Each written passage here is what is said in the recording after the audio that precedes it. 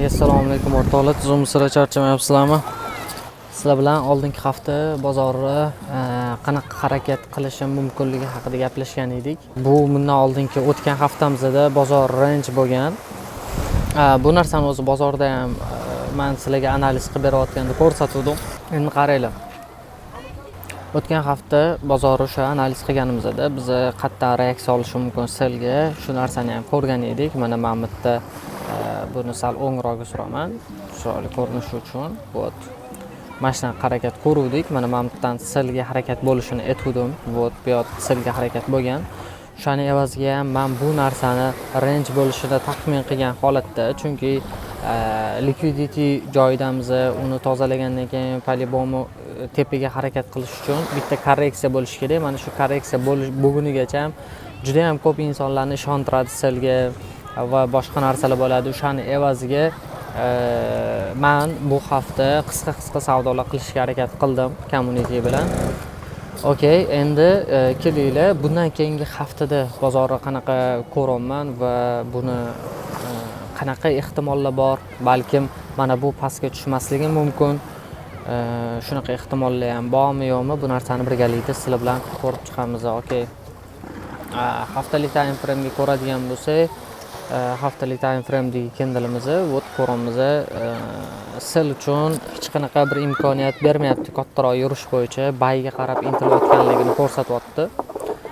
Okey, daily time frame ga ko'radigan bo'lsak, daily time frame da ko'radigan bo'lsak ham bizda o'sha bu hafta mobaynida bir nechta korreksiyaga harakatlar bo'ldi. Mana bu ikkita candle'imiz va 3-candle'imiz oxiriga manipulyatsiyani qilib pastga bitta harakat berdi va mana shu candle ham yana ham yolg'onchi harakat bo'lyapti. Yana ham odamlarni selga ishontirishiga deb o'ylayman. Bu meni fikrim. Bu yerda hech qanaqa moliyaviy savodxonlikdan dars berilmayapti. Shunchaki meni o'zimga fikrim aytilyapti. Bundan kimdir qo'shimcha sifatida foydalanishi mumkin. Albatta hammani risk o'zida. Videoni boshida ham ogohlantirishlarni qo'yib boryapman. Okey, ana endi bu harakat ham selga, mana bu candle yopilishi ham odamlarni yana selga jalb qilish uchun bitta yolg'on ko'rsatma deb o'ylayman. Menimcha bozor ideyamiz bo'yicha shunaqa bayga ketadi, faqat mana bu pastga tushmasligi mumkin. Buni yana ham minimalni kichkinaroq time frame da ko'radigan bo'lsak, aniqlashtirib olishimiz mumkin bo'ladi sizlar bilan. Okey. Xo'p, bolalar, endi bu haftalik ideyani men sizlarga aytib ketay. Bu haftalik ideyamiz hozir dayliga ham bitta qaraydi yana. Xo'p. Ana endi mana buni o'chirib turaman bolalar. Endi bu ham qolsin, mana o'ngroqga surib qo'yaman. Bu ham chunki baribir bizning katta ideyalarimizdan bittasi. Agarda bozorda favqulodda nimadir hosil bo'ladigan bo'lsa, polibomi biz bundan foydalanamiz. Okey. Endi men bozorda bu hafta uchun qanaqa harakat ko'raman? Men o'ylaymanki, bozor xuddi shunaqa bayga davom etib ketadi. Bayga davom etib ketadi va mana bu tepadan keyin qanaqadir bitta reaksiya ko'rishimiz mumkin sel uchun. Shunaqa fikrdaman. Bundoq qilib aytadigan bo'lsak, hozir ko'rib ozgina fikr jamlab olay.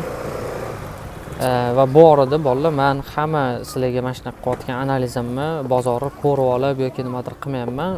Sizlar bilan mana shu video olayotgan paytimda analiz qilyapman. Mana shunaqa ayni paytda analiz qilyapman, ya'ni o'shaning uchun ham ba'zida menga ham tushunish uchun vaqt kerak. Endi men o'ylayman, bu hafta agar mana bu tepaga maksimumga juda ham tez chiqib oladigan bo'lsa, endi bu yerda примерно 2000 pip ga harakat bor. Agarda eslicho tez chiqib oladigan bo'lsa, biz mana shu tepadan sel uchun sal uzoqroq muddatga ko'rishimiz mumkin deb o'ylayman. Mamnaqa sel uchun uzoqroq muddatga ideya ko'rishimiz mumkin deb o'ylayman. Xullas, ideya shunaqa, ya'ni agarda birinchi navbatda bozorda men hafta ochilishidan keyin bay ushlashga harakat qilaman, o'sha tepadagi 4595 zonalarigacha bay harakatini ko'raman. Albatta o'sha 4595 zonalari o'g'langandan keyingina sel uchun harakatlarni qarashga harakat qilaman. Xo'p, okey, bozordagi holat sizlarga tushunarli bo'ldi deb o'ylayman. Bu narsa kimgadir foydali, manfaatli bo'layotgan bo'lsa, videoga like bosinglar, menga obuna bo'linglar, do'stinglar bilan ulashinglar, qo'shninglarga aytinglar.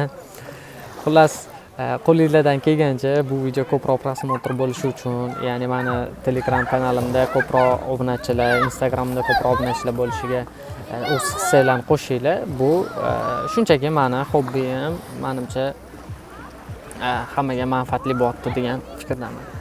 Okey, charchamanglar. Bu haftani xudo xolasa o'tkazib bo'lgandan keyin keyingi hafta yana xuddi shunaqa haftalik analiz bilan yana ko'rishamiz sizlar bilan. Charchamanglar.